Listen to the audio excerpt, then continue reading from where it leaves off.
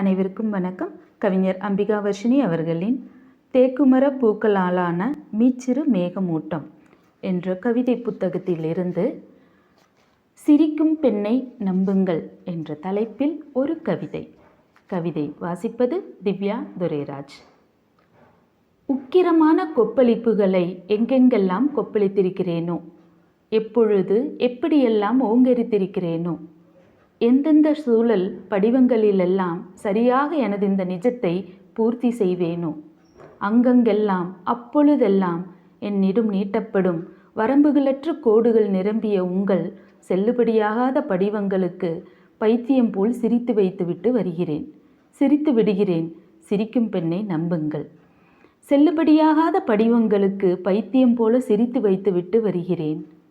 விடுகிறேன். சிரிக்கும் பெண்ணை நம்புங்கள். நன்றி.